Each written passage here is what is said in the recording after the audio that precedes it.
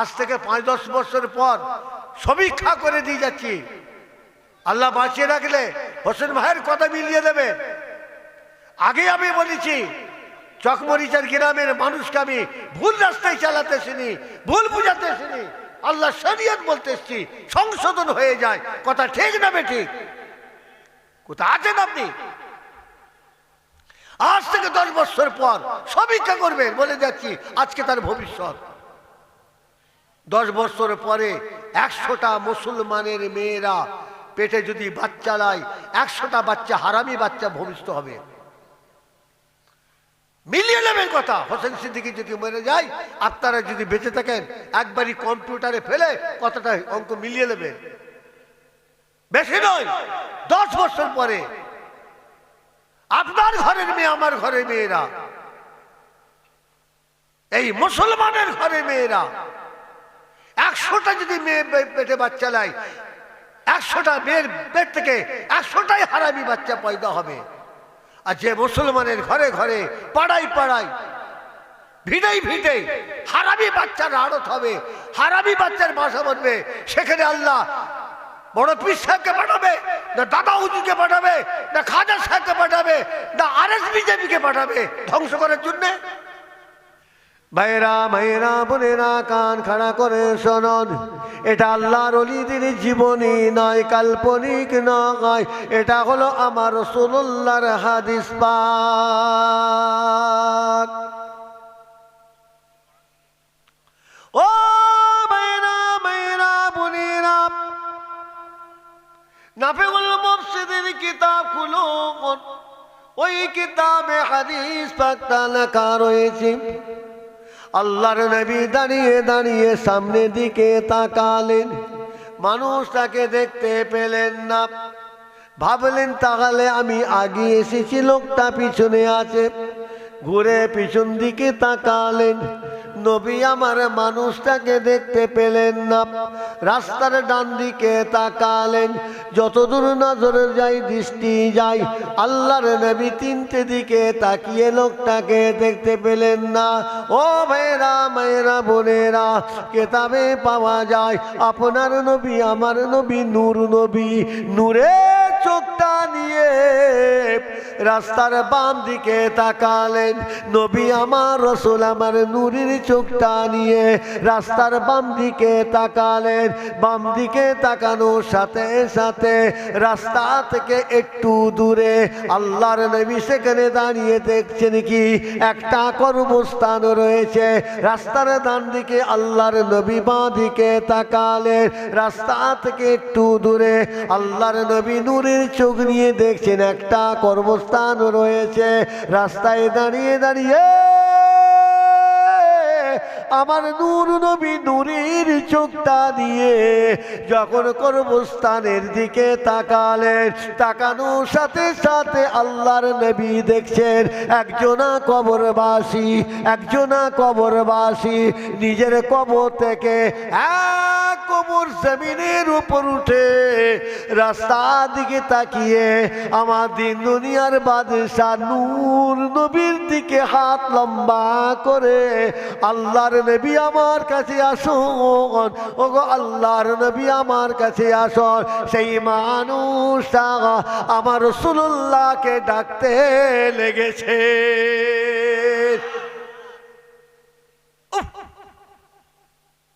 তাহলে ওই মানুষটা আমাকে ডাকছে। আল্লাহর নবী আর বিলম্ব করলেন না,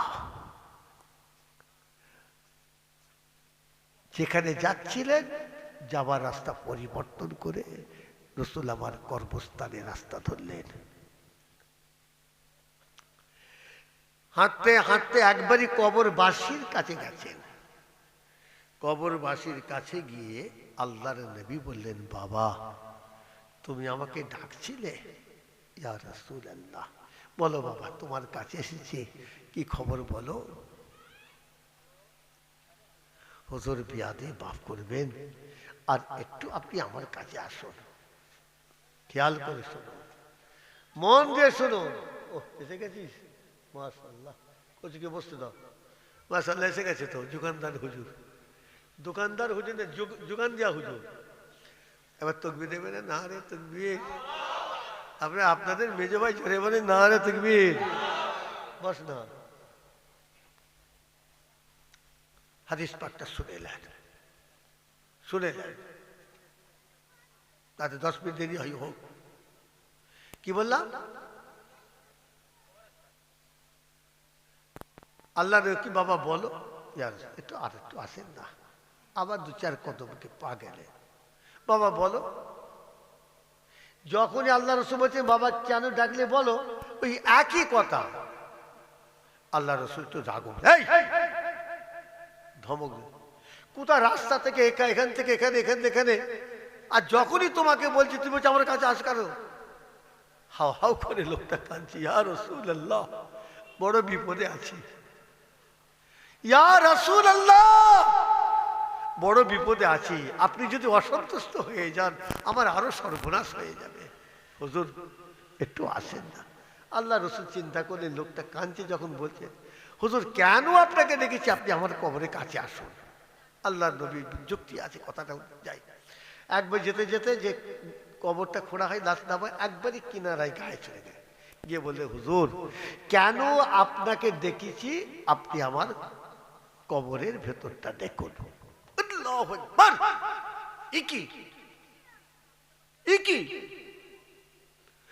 নবী আমার দাঁড়িয়ে কবরের ভেতরটা তাকানোর সাথে সাথে আল্লাহ রসুলের 3টে হাল, 3টে অবস্থা হয়েছিল। কটা জোরে বলুন, কি হয়েছিল?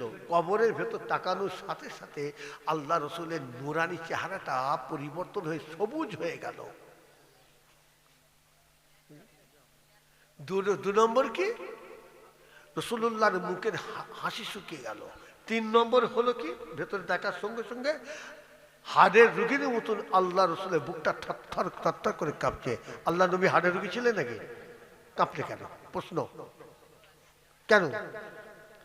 আল্লাহর নবী কবরের ভেতর দেখলেন কি, আল্লাহু আকবার, জানাজার নামাজ পড়ে কবরে যে আমরা লাশ নিয়ে যে দোয়া পড়ে যেখানে শোয়ানো হয়, সেই পিঠের তলাটা, সেই জমিনটা দেখছেন আল্লাহর নবী তন্দুরের চুলের বড় কারখানার আগুন, তন্দুরের আগুনের মতন লাল আংরা হয়ে আছে।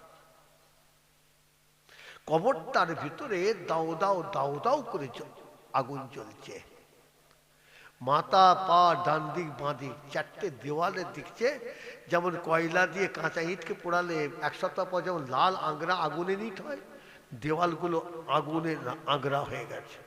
কিন্তু গায়ে কাফনটা আছে। কি বললাম জোরে বলুন? গায়ে কাফনটা আছে, তবে আগুনের কাফন হয়ে গেছে পুড়ে পুড়ে। আল্লাহর নবী দেখছেন সেই মানুষটা দিনের পর দিন, সপ্তাহের পর সপ্তাহ, রাত মাসের পর মাস, বছরের পর বছর আগুনে দাঁড়িয়ে পুড়ছে। আরামে আছে নাই? কি করে জোরে বলুন? আরামে আছে নাকি? জোরে বলুন। একটা আগুনের টুকরা 2 মিনিট হাতে রাখতে পারবো? তাহলে ওই মানুষ, আমাদের এই মানুষ, তাহলে কি হচ্ছে? আর তুমি হারামখোর হয়ে কবরে যাচ্ছ, সুদখোর হয়ে কবরে যাচ্ছ, মাতাল হয়ে কবরে যাচ্ছ, তাস খেলে কবরে যাচ্ছ, জুয়া খেলে কবরে যাচ্ছ, লোকের ওপর জুলুম অত্যাচার করে কবরে যাচ্ছ, বেনামাজি হয়ে কবরে যাচ্ছ, বেরোজগার হয়ে কবরে যাচ্ছ, লোকের অভিশাপ বদদোয়ালে কবরে যাচ্ছ। তোমার কবরটা দাদা হুজুর খাজা সাহেবের মতন গোলাপ ফুলের বাগান হবে ভাবলে কি করে? শান্তির হবে ভাবলে কি করে তুমি? মুক্তেসার সংক্ষেপ কোচি এসে গেছে, আলোচনা শুনু, আবার কোন সময় যদি আল্লাহ কিসমত পাপান আলোচনা হবে। কামা লায়ালিহা ওয়াসামা নাহারাহা। আগামী শুক্রবার দিনগত রাতটা হবে শবে মেরাজের রাত। একবার জোরে বলুন। আগামী শনিবারটা হবে শবে মেরাজ 27শে রজব। কামা লায়ালিহা ওয়াসামা নাহারাহা। আল্লাহর নবী বললেন 26শে রজব, অর্থাৎ সামনে শুক্রবার হবে 26শে রজব। মায়েরা, ভাইরা, বোনেরা, বিদায় বেলায় বলি, রসুল বলেন শবে মেরাজের রাত্রিরে তোমরা নফল নামাজ পড়ো, তওবা করো, তাসবিহ পড়ো, কোরআন শরীফ পড়ো। ওয়াসামা, আর কি করবে?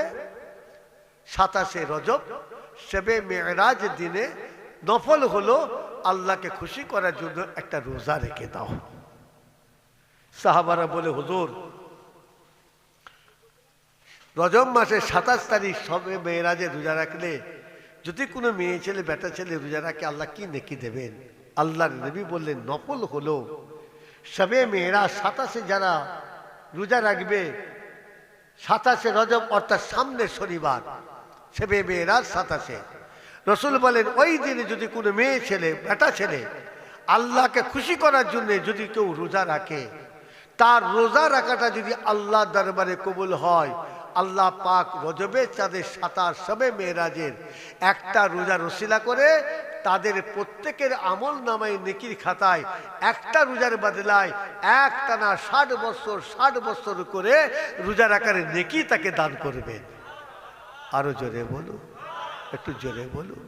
আয় আমার আল্লাহ আল্লাহ আল্লাহ, তুমি তো জানো আমি আমার এই পর্যন্ত জীবন বয়সে আমি আজ পর্যন্ত 300 রাকাত নফল নামাজ পড়ি না। আয় আমার আল্লাহ তাআলা, আয় আমার আল্লাহ তাআলা, আমি আজ ওই কথাটা শুনে নিজেকে এত অপরাধী মনে করলাম। হায় রে হায়, ওই ছেলেগুলো বলে আমি নাকি 300 রাকাত নফল নামাজ পড়ে, আয় আমার আল্লাহ উযু করে নামাজ পড়িতে দাঁড়িয়ে ওই ছেলেগুলোর ধারণাটা আমি নাকি 300 রাকাত নামাজ পড়ি, ওদের ধারণাটাকে বাস্তবের, ওদের ধারণাকে সত্য করার জন্যে আমি আজ থেকে 300 রাকাত নফল নামাজ পড়া শুরু করে দিলাম। আরেকবার একটু জোরে বলুন। 300 রাকাত সেই দিন থেকে ওদের ধারণাটাকে সত্য করার জন্য আমার ইমাম আজম 300 রাকাত নামাজ আরম্ভ করে দিলেন। জোরে বলুন না। ইমাম আজম হুজুরের ইতিহাস জানা আছে? জানা আছে? ও ভাইয়েরা মায়েরা বোনেরা, 24 ঘন্টার ফরজ তালিকা আলেন আমার ইমাম আজম হুজুর। এই 24 ঘন্টার ভিতরে 5 ওয়াক্ত ফরজ নামাজ পড়তেন আমার ইমামে আজম হুজুর। এই 24 ঘন্টার ভিতরে ওয়াজিব নামাজ পড়তেন। এই 24 ঘন্টার ভিতরে আমার ইমামে আজম হুজুর সুন্নত নামাজ পড়তেন। এই 24 ঘন্টার ভিতরে আমার ইমামে আজম হুজুর নফল নামাজ পড়তেন। ও মায়েরা বোনেরা বোনেরা, আমাদের 2 রাকাত নামাজ পড়ার সময় থাকে না। 24 ঘন্টার ভিতরে 5 ওয়াক্ত ফরজ নামাজ, সেই নামাজ আদায় করার আমাদের সময় থাকে না। অথচ আমার ইমামে আজম হুজুর এই 24 ঘন্টার ভিতরে নফল নামাজ পড়তেন, ফরজ নামাজ পড়তেন, ওয়াজিব নামাজ পড়তেন, সুন্নত নামাজ পড়তেন, তাহাজ্জুদের নামাজ পড়তেন, ইশরাকের নামাজ পড়তেন, জাস্তের নামাজ পড়তেন, আবাবিনের নামাজ পড়তেন, সালাত ও তাসবিহ নামাজ পড়তেন। এই 24 ঘন্টার ভিতরে আমার ইমামে আজম হুজুর পীর মুরিদির কাজ করতেন। এই 24 ঘন্টার ভিতরে আমার ইমাম আজম হুজুর মুফতি ফতোয়ার কাজ করতেন। এই 24 ঘন্টার ভিতরে আমার ইমামে আজম হুজুর সংসারের পরিচালনা করতেন। এই 24 ঘন্টার ভিতরে আমার ইমাম আজম হুজুর বাজার ঘাট করতেন। এই 24 ঘন্টার ভিতরে আমার ইমাম আজম হুজুর আত্মীয়তা বজায় রেখেছিলেন। এই 24 ঘন্টার ভিতরে আমার ইমাম আজম হুজুর কি করতেন? চাষাবাদের কাজ করতেন। ও ভাইয়েরা মায়েরা বোনেরা, এই 24 ঘন্টার ভিতরে আমার ইমাম আজম হুজুর কিতাব রচনাকারী ছিলেন। এই 24 ঘন্টার ভিতরে অর্থাৎ আমার ইমাম আজম হুজুর কিতাব লিখতেন। এই 24 ঘন্টার ভিতরে আমার ইমাম আজম হুজুর ফতোয়া দিতেন। এই 24 ঘন্টার ভিতরে আমার ইমাম আযম আবু হানিফা রাহমাতুল্লাহ আলাইহি আপনার ঘরে আমার ঘরে, আপনার মাদ্রাসায় আমার মাদ্রাসায়, আপনাদের মসজিদে আমাদের মসজিদে আল্লাহ পাকের যে 30 পারা কোরআন শরীফ রয়েছে, এই 24 ঘন্টার ভিতরে আমার ইমামে আজম হুজুর এতগুলো কাজ আদায় করার সাথে সাথে আপনার আমার ঘরে যে 30 পারা কোরআন শরীফ রয়েছে, এই 24 ঘন্টার ভিতরে আমার ইমাম আজম হুজুর আল্লাহ পাকের 30 পারা কোরআন শরীফ 4 খতম করতেন। এই 24 ঘন্টার ভিতরে এতগুলো কাজের সাথে সাথে, এতগুলো ইবাদতের সাথে সাথে, ফতোয়া লেখা দেওয়ার সাথে সাথে, পীর মুরিদির সাথে সাথে, কিতাব লেখকের সাথে সাথে, সংসারের কাজ বজায় রাখার সাথে সাথে 4 খতম কোরআন শরীফের সাথে সাথে আমাদের ইমাম আজম হুজুর বুড়ো বয়সে, বৃদ্ধ বয়সে উজু করে নামাজ পাঠিতে দাঁড়িয়ে প্রত্যেক দিন 1000 রাকাত করে নফল নামাজ পড়তে। আরেকবার আরো জোরে বলো।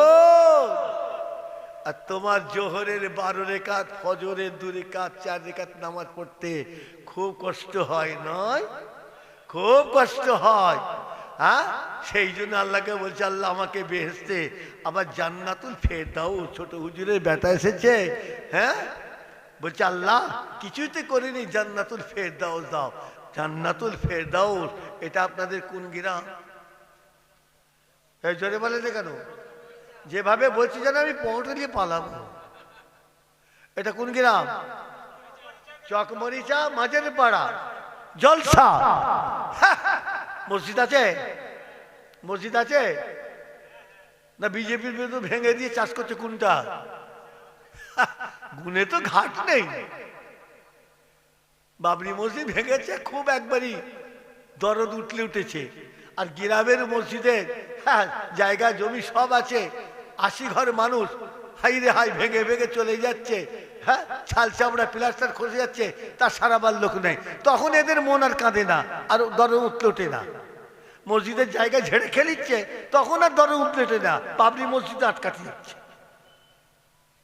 কথা ঠিক না বে ঠিক? কথা বোঝে না?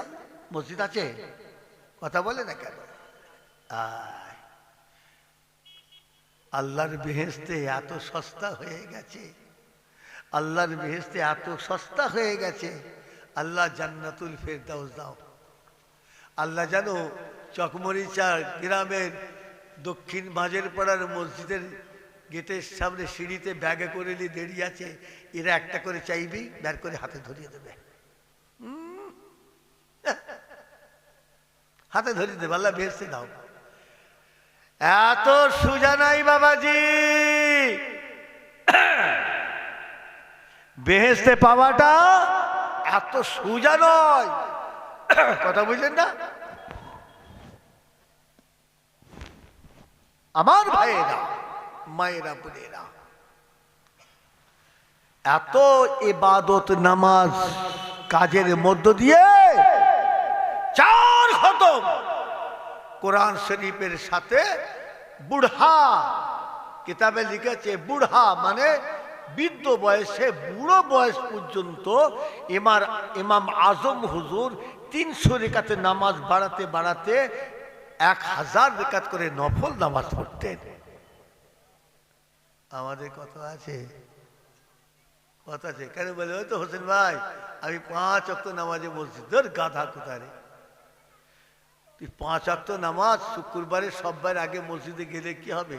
তোর মুখ থেকে তো গুয়ের মতন গ্যাস বেরোচ্ছে, বিড়ির আর সিগারেটের।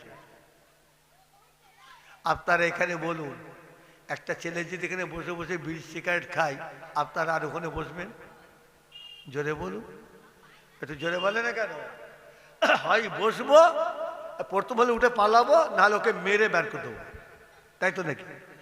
যে লোকটা 5 ওয়াক্ত নামাজে, জুম্মার নামাজে আজান শুনে মসজিদে নামাজ পড়তে যাচ্ছে, ওর মুখ থেকে যদি বিড়ি সিগারেটের দুর্গন্ধ বেরোয়, বলুন যে বিড়ি গ্যাসে আমরা ওর পাশে বসতে পারিনি, ও খুদার ঘরে ঢুকলে আল্লাহ ওর পাশে থাকবে?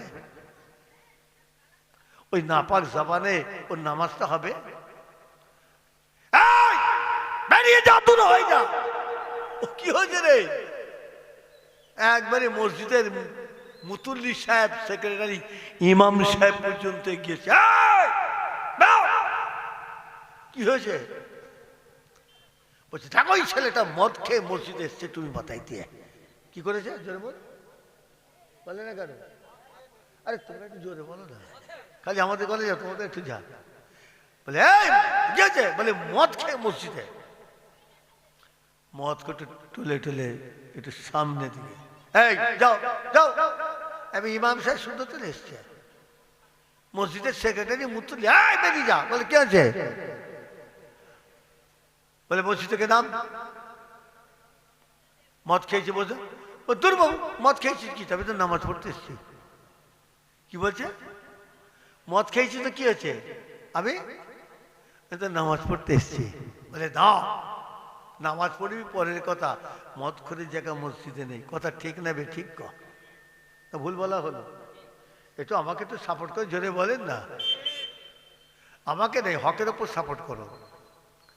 ও বলতো ছাড়ো দাও, মদ খেয়ে মসজিদে নামাজ পড়ে না, ঠালাঠালি করতে করতে এখন মদ করতে মসজিদের মেম্বারে ঢুকে পড়েছে। একবার সামনে কাতারে গিয়ে সবাইটা তুই নাম। বলছে না আমি নামবো না, একটা কথা বলার সুযোগ দিতে হবে। আমি এইখানে দাঁড়িয়ে একটা কথা বলবো, আমার কথার জবাব দিলে আমি চলে যাব। বলে বল। সবাই বলছে দা কি বলছে শোন। তখন ও আবার ঘুরিয়ে ইমাম সাহেব, মুতুল্লি, সেক্রেটারি কমিটি যত মুসল্লি ছিল সবাইকে লক্ষ্য বলছে, বলছে ভাই মদ খেয়ে মসজিদে এসে নামাজ পড়া যাবে না? বলছে না। ঠিক বলছেন আপনারা? বলছে না।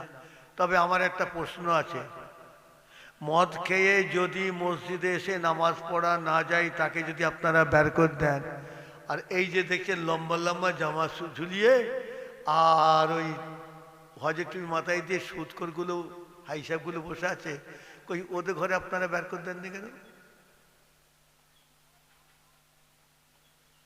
কিছু বুঝতে পারলেন? আমি মদ খেয়েছি, গ্যাস বেরোচ্ছে বলে আমাকে বের করে দিলে। আর মদের চেয়ে কঠিন জিনিস তো সুদ।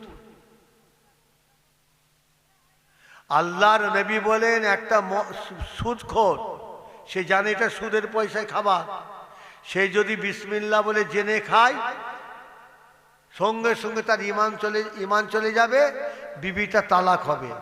শুনে নেন।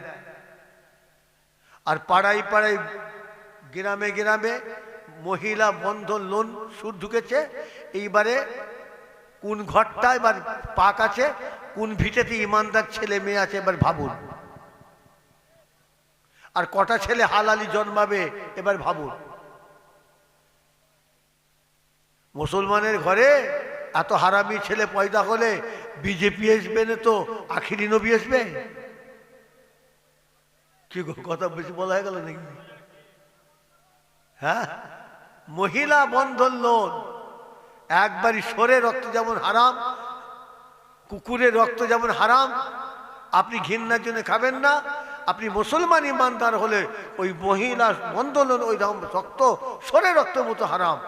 আজকে সেই লোন নিয়ে আপনার নামাজ পাঠি সেই পয়সা, আপনার পরনের কাপড় সেই পয়সা, আপনার আলু সেই পয়সা, বেগুন সেই পয়সা, মাথার টুপিটা সেই পয়সা, মা বোনেদের শাড়ি কাপড়টা সেই পয়সা, হাঁড়িটা সেই পয়সা, কলের পানিটা সেই পয়সা, যে গিলাসে পানি খাবেন সেটাও সেই পয়সা, যে নামাজ পাঠিতে নামাজ পাঠি সেটাও পয়সা, সেই পয়সায়।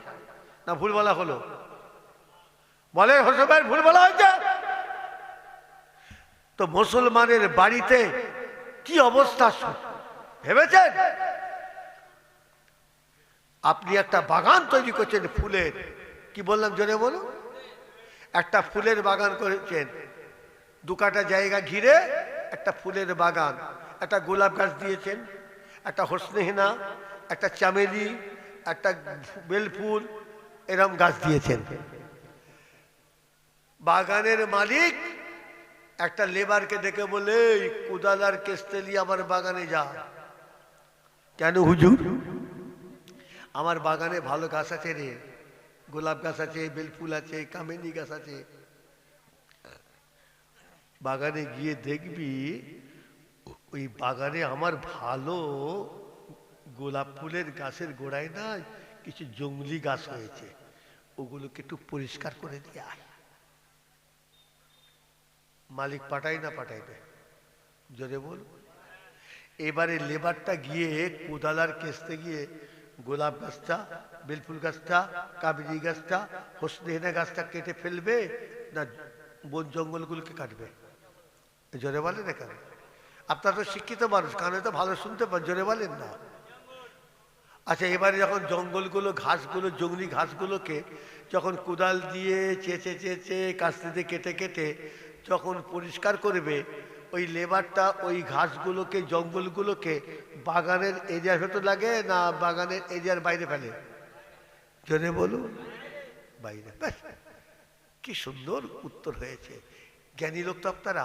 এর মানে উদাহরণটা কি বলুন তো? উত্তরটা কি? লাহু মুলকুস সামাওয়াতি ওয়াল আরদ। ও মেরা মেরা বোনেরা, এই বিশ্ব জগৎ, নবমণ্ডল, ভূমণ্ডল, এটা হলো আমার আল্লাহর শাহী, আল্লাহর বাগান। লাহু মুলকুস সামাওয়াতি ওয়াল আরদ। তোমরা কি জানো না বিশ্ব জগতের, জমিন আসমানের, রাজ্যের মালিক হলো আল্লাহ। ও আজ গ্রামের ভাইয়েরা, পর্দার আড়ালের মা বোনেরা, আমার প্রথমটা কথা শুনে আপনারা মনে ব্যথা নেবেন না, দুঃখ নেবেন না। হয়তো মনে মনে রাগ হলো, হোসেন ভাই এসে এত বড় কথা বলে গেল।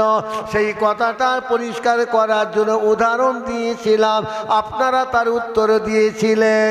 ভাইয়েরা, মায়েরা, বোনেরা, কেন বাগানের কথা উদাহরণ দিলাম এবারে কান খাড়া করে শুনেলেন। আমাদের আল্লাহ তাআলা এই বিশ্ব জগৎ হলো তার বাগান। তিনি চেয়েছিলেন আমার এই বিশ্ব জগতেতে, আমার এই বিশ্ব বাগানেতে আমার বড় পীর আব্দুল কাদেরের মতন একটা গোলাপ গাছ হবে। ও মায়েরা, মায়েরা, বোনেরা, আমার আল্লাহ চেয়েছেন আমার এই বিশ্ব জগৎ বাগানে খাজা মঈনুদ্দিনের মতন একটা বেলফুল গাছ হবে। আমার আল্লাহ চেয়েছেন আমার এই বাগানে পুরপাড়ার মুজাদ্দেদ জামান আবু বকরের মতন একটা কামিনী খুশবু গাছ হবে। আমার আল্লাহ চেয়েছেন আমার এই বাগানেতে বড় আল্লাহওয়ালি রাবেদা সালেহা রাবিয়া বসরির মতন একটা গোলাপ গাছ হবে। ও ভাইয়েরা, ভাইয়েরা, বোনেরা, এবারে আপনাদের উদাহরণ দিয়ে বলেছিলাম আপনি একটা 5 কাঠা জায়গা বাগান করেছেন, তাই বাগানে ভালো গাছ লেগিয়েছে, ওই জঙ্গলি গাছ হয়েছে। আপনার জঙ্গলি গাছ থাকলে ভালো গাছের ক্ষতি করে দেবে, আপনার বাগানের ক্ষতি হয়ে যাবে, বাগান আপনার নষ্ট হয়ে যাবে। যার কারণে আপনি কি করলেন? পয়সা খরচা করে লিভার দিয়ে, কোদাল পাঠিয়ে, কাস্তে পাঠিয়ে আপনি জঙ্গলি গাছগুলো পরিষ্কার করে দিলেন। আমার আল্লাহ তাআলা বলেন আমার এই বিশ্ব জগতে আমার ওলি থাকবে, আমার ইমানদার থাকবে, আমার রাবিয়ার মতন মানুষ থাকবে, আব্দুল কাদের বড় পীরের মতন একটা মানুষ থাকবে, মা ফাতেমার মতন একটা মানুষ থাকবে, আবু বকর সিদ্দিকের মতন একটা মানুষ থাকবে, ওমর ফারুকের মতন একটা মানুষ থাকবে, রুহুল আমিনের মতন একটা মানুষ থাকবে, মহিউদ্দিন জাহান একটা মানুষ থাকবে, নিজামুদ্দিন আউলিয়ার মতন একটা মানুষ থাকবে, সুফি ফাতে আলীর মতন একটা মানুষ থাকবে।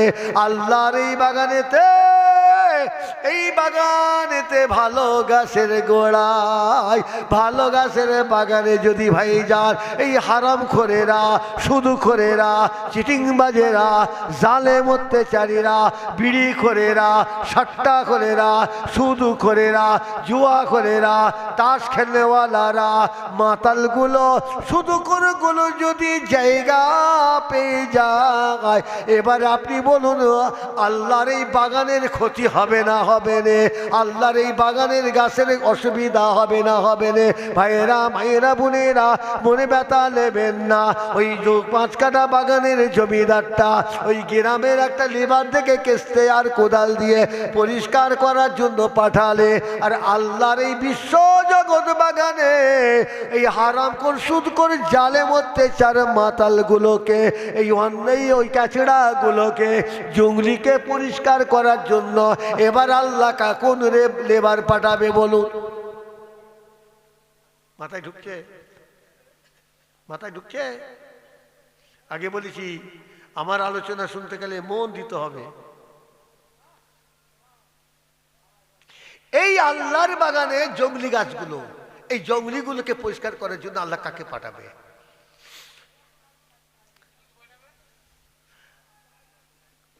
কাকে পাঠাবে? অমিত শাহ, মোদি। আল্লাহ ওদের ঘরে দায়িত্ব দিলেন। কিছু মনে করবেন নে, যতই বাঁদরের মতন ধেই ধেই করে লাচেন, ব্যবস্থা কিন্তু ভেতর ভেতর হচ্ছে।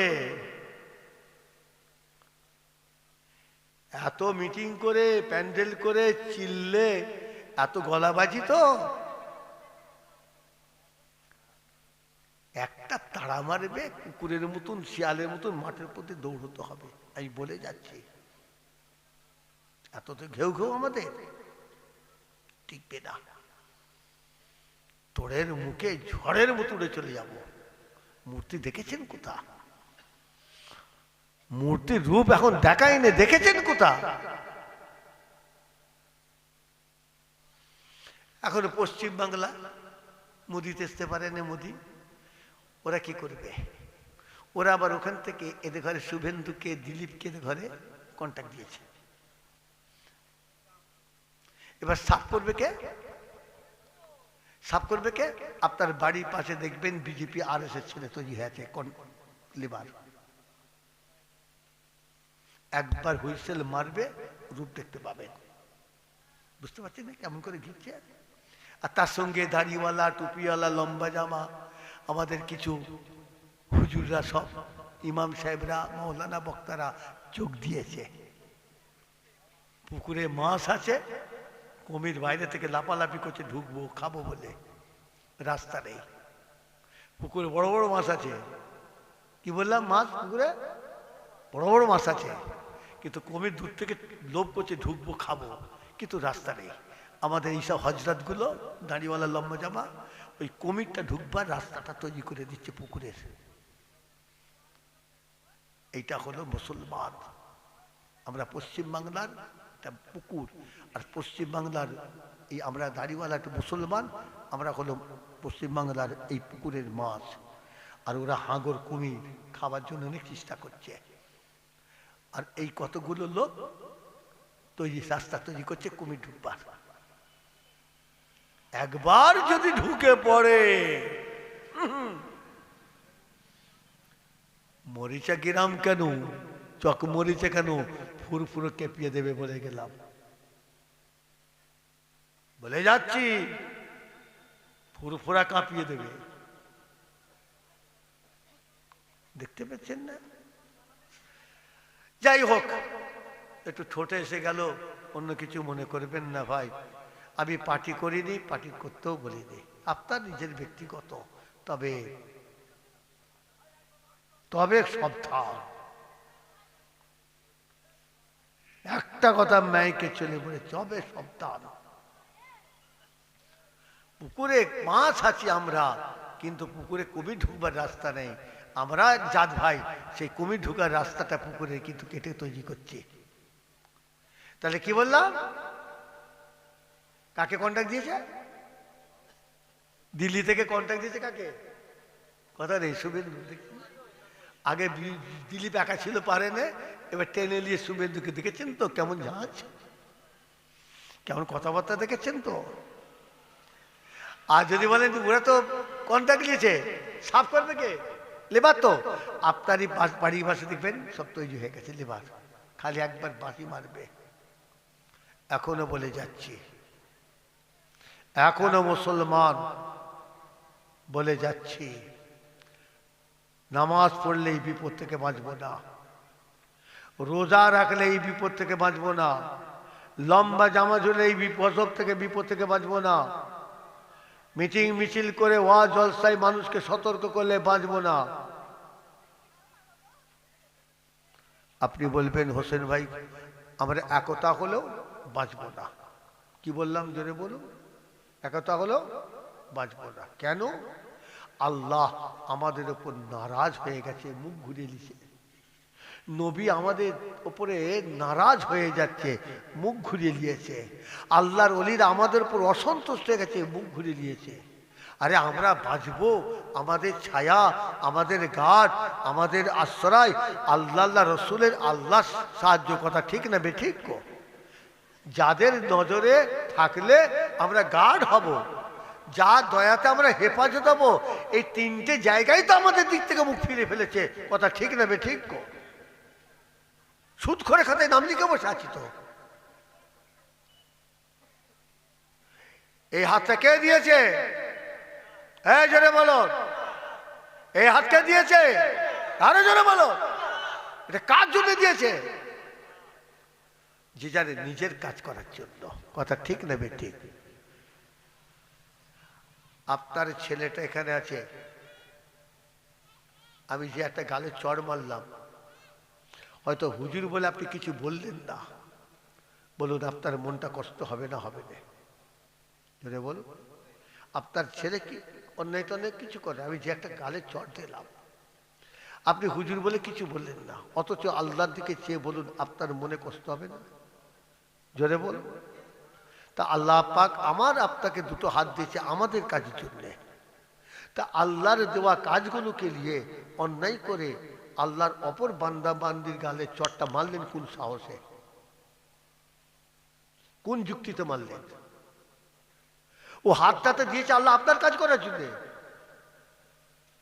অন্য লোকের ছেলে গালে তো চড় মারার জন্য দেন নে। কথা ঠিক না বেঠিক? তাহলে আল্লাহর মনে কষ্ট হলো না হলো নি? আল্লাহর দুঃখ হলো না হলো নি? আল্লাহ তার থেকে মুখ ফিরাবে না ফিরাবে না? সর্বনাশ একটা হয়ে গেছে এই ক্ষেত্রটাই। আমাকে দিলেন হাত আমার কাজ করার জন্যে, আপনি তার অপব্যবহার করলেন। আপনার ছেলের গালে যদি একটা অন্যায় করে চড় মারি, আপনার যদি মনে কষ্ট হয় যে আল্লাহ আমার সুবিধের জন্য, আমার সহজ জন্য আমাকে দুটো হাত দিলেন, সেই হাত দিয়ে আমি আল্লাহরই এক বান্দার গালে চড় মেরে বসে আছি, এবার আল্লাহর ভালোবাসাটা আমার প্রতি কি থাকবে? মাথায় ঢুকলো কথাটা? খুব হুঁশিয়ার। হাজারো রকমের অন্যায়ের আমরা গ্রাস হয়ে একবারে ক্ষীরার মধ্যে ঢুকে পড়েছি। অর্থাৎ ভাইজান আমাদের ধ্বংস হবার জন্যে এমন কিছু আর অতিরিক্ত অ্যাটম দরকার হবে না, ঘেরার মধ্যে ঢুকে পড়েছি। আগেই বলেছি পার্টি করি না, করতে পারি না, আপনার ব্যক্তিগত। তবে ভাই হিসাবে একটু বলে গেলাম,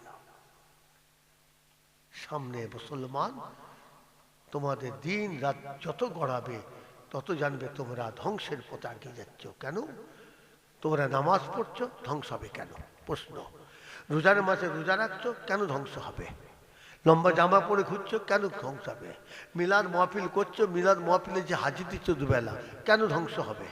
মাথায় টুপি দিয়ে খেলছো, ধ্বংস হবে কেন?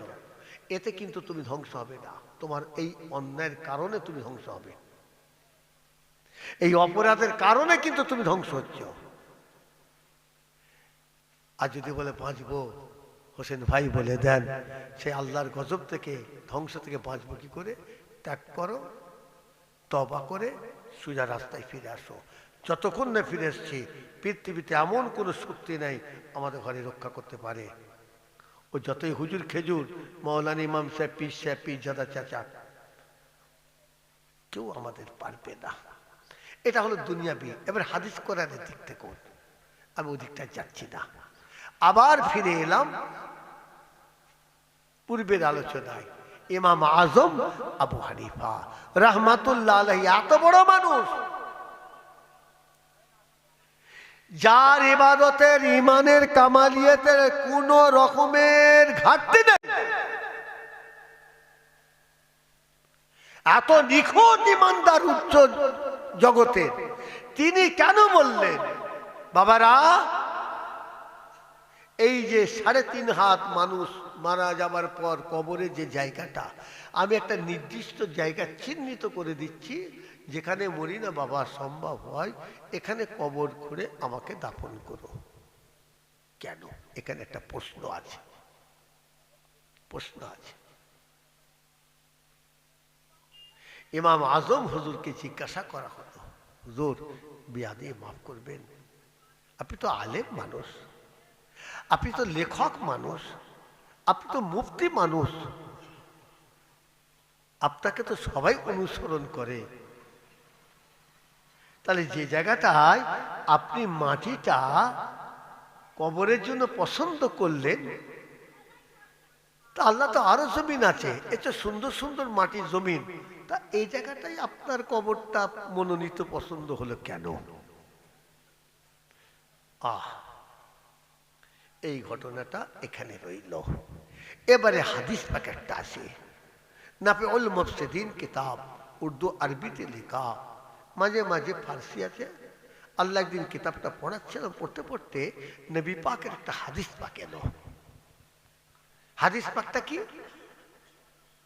আল্লাহর নবী সাল্লাল্লাহু আলাইহি ওয়াসাল্লাম একদিন একা, কেউ সাথে নেই, না হযরত আবু বকর, না হযরত ওমর, না হযরত আলী, না হযরত উসমান, না হযরত আনাস, না হযরত আবু মুসা, না আবু হুরায়রা, কেউ নেই।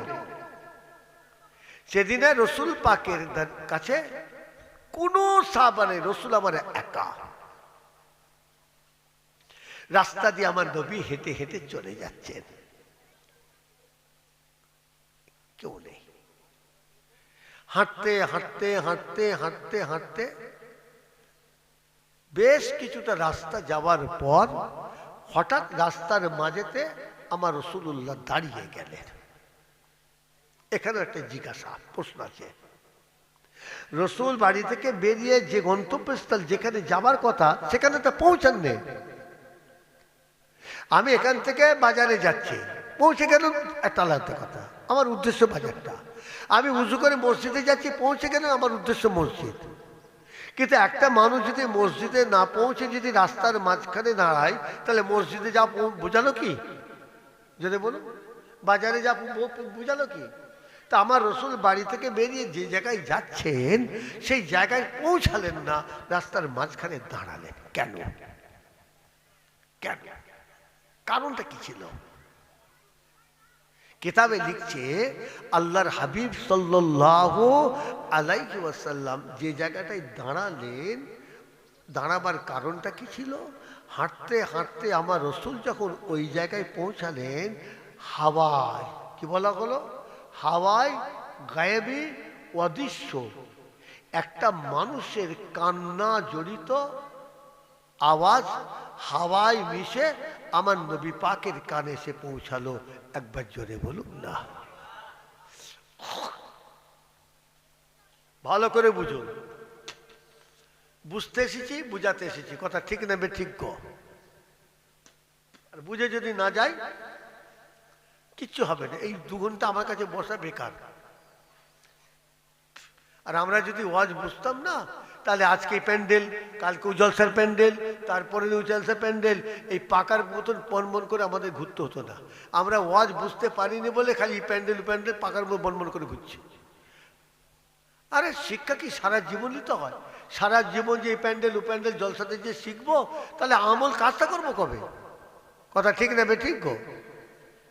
তা আজকে ভাই যান 1 ঘন্টা 1 ঘন্টা আলোচনায় শিখে যান, এইটার উপর আমল করো, আর ওয়াজ শুনতে হবে না, আর ওয়াজ শুনতে হবে না। এখন কথা হলো রসুলে পাক সাল্লাল্লাহু আলাইহি ওয়াসাল্লাম যেখানে দাঁড়ালেন ওই জায়গাটা তো নিয়ত নয়, আরো তো পরে আছে, সেখানে আমি যাব।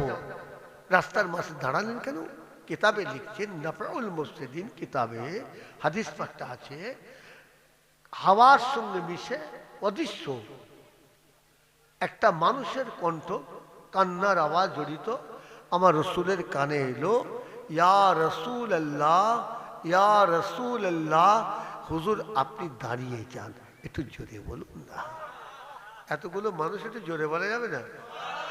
খাওয়া দাওয়া করে এসছেন না রোজা রেখে এসছেন কোনটা? হ্যাঁ, খাওয়া দাওয়া করেছেন তো নাকি? পিছনে তো আল্লাহর রহমতে এমন খেয়েছে তো জড়ো হয়ে যাচ্ছে। কি বললাম?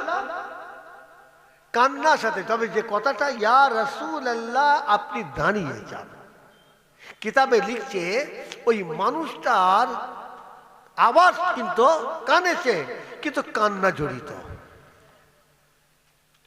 এই কথাটা যখন আল্লাহর নবীর কানে এসলো, আমার রাসূল দাঁড়িয়ে গেলেন, দাঁড়িয়ে অপেক্ষা করছেন। তাই তো নবী, একটা মানুষ আমাকে ডাকলো, হুজুর দাঁড়িয়ে যান, নবী দাঁড়িয়ে যান।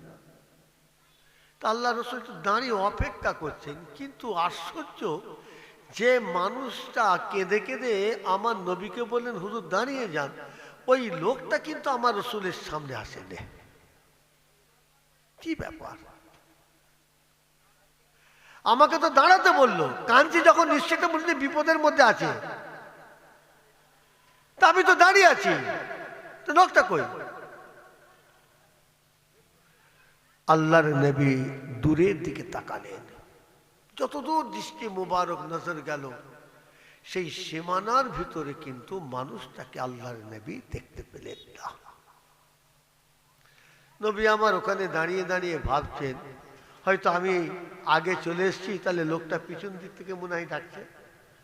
একটু ঘুরে পিছন দিকে তাকালেন, সেই একই, যতদূর পিছন দিকে রাস্তার দৃষ্টি গেল, নিরাশ, না সামনে না পিছনে। আল্লাহর নবী চিন্তা করছেন, তাহলে আমাকে ডাকলো কে? পরিষ্কার তো বলছি ইয়া রাসূলুল্লাহ দাঁড়িয়ে যান, কেঁদে কেঁদে। তবে এতক্ষণ সময় দাঁড়ালাম, সামনের দিকে পিছনে দেখলাম, লোকটা কই? আল্লাহর নবী আবার দাঁড়িয়ে দাঁড়িয়ে ভাবছেন, হয়তো দেখি একটু রাস্তার ডান দিকে চেয়ে দেখি, একই, সামনে পিছনে রাস্তার ডান দিকে তাকালেন, নবী আমার কিন্তু মানুষটাকে দেখতে পেলেন না। বাকিটা বলতে হবে না, থাকবে গো, মোনাজাত করে দিন। এবার কোচি এসে গেছে? হ্যাঁ, এবার কি ওভার টাইম করতে হবে নাকি?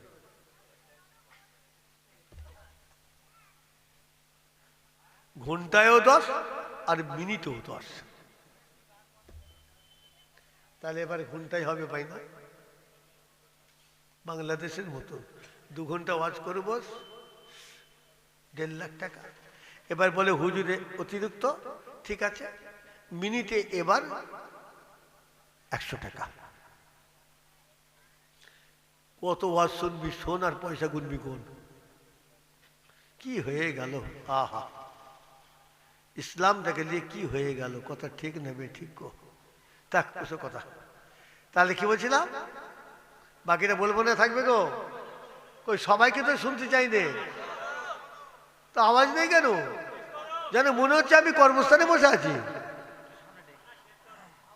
হ্যাঁ, বার্তা দিলেও তো একটা বায়না রইল, সামনে বারে ফের হয়ে যাবে না। এই গ্রামের ভাইয়েরা গিয়েছিলেন, তাও সরাসরি পড়তো, আমার সঙ্গে সাক্ষাৎ দেয় না কমিটি। ও তো বললাম আশপাশে কোথায় আমি দেখেছি নাকি, আমি বেরোই না, বেরোবার সময় নেই, আমি আমার কাজই নিয়ে পাগলা। হ্যাঁ, জলসা করি, একটা করে জলসা প্রথম রাত করি এলাকায়, বেশি দূর যাই না। কথা বলেন না, আমি তো আল্লাহ আমাকে কিছু খেদমত করাচ্ছেন তো ঘরে বসে বসে। আল্লাহ পাক করেছেন আপনার আমার পীর আব্বাজান ছোট হুজুর কেবলা নামে, সেই দাদা হুজুর ছোট হুজুর কেবলা, সেই ধনপোতা ইবাদতের জায়গা। আল্লাহ আমাকে একটা হাফেজখানা করিয়েছে, 30-35টা ছেলে আল্লাহ করে পড়াশোনা করছে। আবার চিন্তা ভাবনা করে আমাদের ছেলে এরা একটু বাংলা টেংলা শিখবে না, নার্সারি থেকে বাড়াতে বাড়াতে 2025 সালে আল্লাহ রহমতে আব্বা হুজুর কেবলার নামে একটা উচ্চ মাধ্যমিক আল্লাহ একটা মিশন করিয়েছে। নাম দিছি আব্বাস জানের নামে, পীর জুলফিকার আলী মেমোরিয়াল ইনস্টিটিউশন আব্বাজানের নামে দিয়েছি। প্রত্যেক বছর বাংলা মাস মাঘ মাসে 29 তারিখ ওই দাদা হুজুর ছোট হুজুরকে আব্বার ইবাদতে হাফেজ ওই মিশন প্রাঙ্গণে বার্ষিক দোয়ার মজলিস জলসা না, আমার দোয়ার মজলিস। হুজুর কেবলার এখানে এসে দোয়া চেয়েছেন, আল্লাহ তাদের কপাল খুলে দিয়েছে। মুজাদ্দেদের জামান হয়ে গেছে, জোরে বলুন না। তাহলে ওই মাটির একটা গুণ আছে। বাবা জলসা শুনে তো ছাতলা পড়ে গেছে, একটু দোয়া, ওটা দোয়া কবুলের মাটি। ছোট হুজুরকে আব্বাজানের দোয়া কবুল হয়েছে, দোয়া কবুলের মাটি। এসে আমরাও একটু হাত তুলবো। আমরা দাদা হুজুর ছোট হুজুর না হতে পারি, আমাদের গুনাহটা তো আল্লাহ মাফ করে দেবেন। এটাও তো একটা পাওনা কম নাকি? এটা কি কম? ওই বেলা 10টা থেকে শুরু হয়, মাগরিবের আগে শেষ মোনাজাত হয়ে যায়। দুপুরে যত লোকজন মেহমানদারি হয় তাবারুকাল্লাহ করান। আল্লাহ যদি যাওয়াই যাবেন, ফুরফা শরীফে যান, 29শে মাঘ একবার যাবেন। ফুরফা শরীফ গেছে, দাদা হুজুর ছোট হুজুরকে আল্লাহর ইবাদতের জায়গায় গেছেন, ওখানে কোনোদিন জীবনে বসে একটু 2 মিনিট হাত তুলে আল্লাহর কাছে আমিন বলেছিলেন, দোয়া চেয়েছিলেন, 2 রাকাত নামাজ কপাল ওখানে ঠুকেছিলেন? ঠোকেন ওকে। আর কটা দিন পরে, কাল 1 মাঘ, 29শে মাঘ মনে রাখবে, বৃহস্পতিবার। ইংরেজি পড়েছে 12ই ফেব্রুয়ারি, আর তার 1 সপ্তাহ পরেই রমজান শরীফ। তাহলে কি বলছিলাম, খেয়াল করে শুনে নেন। তাহলে বাকিটা বলতে হবে কি? জোরে বলে না কেন? ওভার টাইম চলছে, একটু তো হাঁকড়াতে হবে। আল্লাহু আকবার বললে হবে না, শুনলে হবে না। গুনাহগার, আল্লাহ আমাদের গুনাহ মাফ করেন, সেইভাবে আমল করার তৌফিক দেন, বলে আল্লাহুম্মা আমিন। মায়েরা, ভাইয়েরা, বোনেরা, খেয়াল করে শুনুন, আমি আপনাদের ঘরে ভুল বুঝাতে এসিনি, ভুল রাস্তায় চালাতে এসিনি। এরপরে কবর, কথা ঠিক নেবে, ঠিক গো? এরপরে কবর, 2 বার যেতে হবে, রেডি থাকুন। এই যে দল বেঁধে বসে আছি, বলতে পারি না কার দোকানের আলমারিতে আল্লাহ কাপড়ের কাপড় গুছিয়ে দিয়েছেন, বলতে পারবো?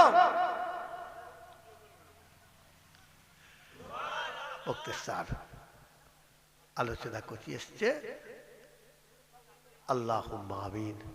একটু মুনাজাত করবো, একটু দোয়া চাইবো। ভাই গুনাহগার মানুষ, আপনারা নেককার এসি না। সকলে পড়ি বিসমিল্লাহির রহমানির রহিম। আয় আল্লাহ তাআলা, আমি তাম গুনাহ হইতে তওবা করছি। আস্তাগফিরুল্লাহ রাব্বি মিন কুল্লি যামবি ওয়া আতুবু ইলাইহি। আশহাদু আল্লা ইলাহা ইল্লাল্লাহু ওয়াহদাহু লা শারীকা লাহু ওয়া আশহাদু আন্না মুহাম্মাদান আবদুহু ওয়া রাসূলুহু। লা ইলাহা ইল্লাল্লাহ মুহাম্মাদুর রাসূলুল্লাহ। আল্লাহ রজবের মাস, তওবা কবুলের মাস, গুনাহ মাফের মাস। তওবা পড়ে আল্লাহ হাত তুলেছি, এই বান্দা বান্দি তওবাকে কবুল করে নিয়ে আপনি আমাদের সকলের তাম জীবনের গুনাহগুলো মাফ করে দেন। যতক্ষণ পড়া, বলা, শোনা, আলোচনা হলো দরুদ ইত্যাদি, কালেমা পাক, সুবহানাল্লাহ শরীফ, ভুল হলে মাফ করে দিয়ে হায়াতুন নবী, মেরাজুন নবী দরবারে আমার মা বোনেদের তরফ থেকে, আমার জলসার ভাইদের তরফ থেকে, কমিটি ভাইদের তরফ থেকে, দাতা গণেদের তরফ থেকে, আল্লাহ আমাদের সকলের তরফ থেকে নজরানা হিসাবে রসুল্লাহ দরবারে পৌঁছে দেন। আল্লাহ আল-আওলাদ আজওয়াজ মুতাহহারাত রিদওয়ানুল্লাহ তাআলা আলাইহিম আজমাইন হুজুর দরবারে পৌঁছে। तमाम नबीन, सिद्दीकीन, शुहदा, सालिहीन, 4 दर्जे शुहदाए करबला हुजूर दरबारे पहुंचे। इमाम हसन हुसैन, समस्त साहबाए किराम हुजूर दरबारे पहुंचे देन। अल्लाह रसूल नमाज सुफी फातिहा अली वैसी रहमतुल्लाह फुरफुरा शरीफ, फुरफुरा शरीफ रास ईमानदार सब पहुंचे। और सकलेर पीर मुजाद्दिदे ज़मान हुजूर केबला दरबारे पहुंचे देन। अल्लाह बड़ो हुजूर पीर केबला, सैला हुजूर, नौ हुजूर, अब्बा जान हुजूर, पीर मेजला सब पहुंचे। আমার খানদানের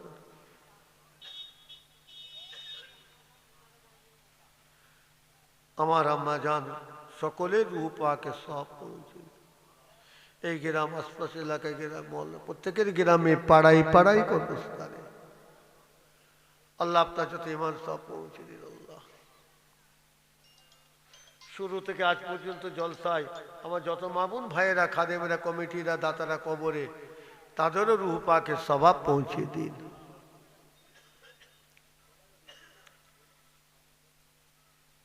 পাক দরবারে দোয়া চাই আল্লাহ, এই মাহফিলে আমরা যারা হাত তুলেছে আপনার রহমতের আশা করে, পর্দার আড়াল থেকে দূর দূরান্ত থেকে আমার মা বোন ভাইয়েরা যারা আমিন বলে দুটো হাত তুলেছেন, আল্লাহ তাআলা আমাদের প্রত্যেকের মা বাপ, দাদা দাদি, নানা নানি, আত্মীয় মুরব্বী যারা কবরে, সকলের রূহ পাকের সওয়াব খানা পৌঁছে দিন।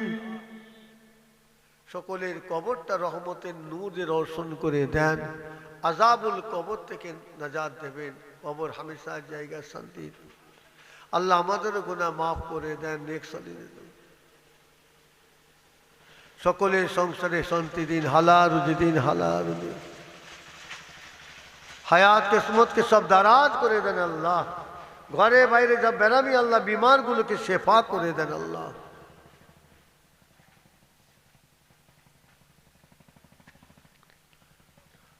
আল্লাহ হায়াত দারাজ করে দেন আল্লাহ।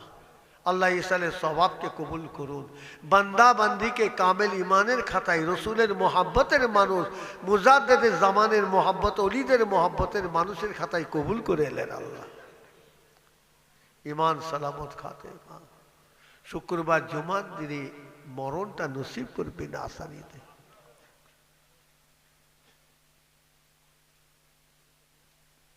رب ارحمهما كما ربياني صغيرا وسلام على المرسلين والحمد لله رب العالمين آمين آمين آمين برحق لا إله إلا الله لا إله إلا الله মুহাম্মাদুর রাসূলুল্লাহ। নারে তাকবীর। আগে এই থাকবার না পেলি যাবার আওয়াজ। নারে তাকবীর। আল্লাহ করে মেজে ছেলে এসছেন, আপনাদের মহব্বতে সব আলোচনা শুনুন। আসসালামু আলাইকুম। দরুদ শরীফ। আল্লাহুম্মা صل على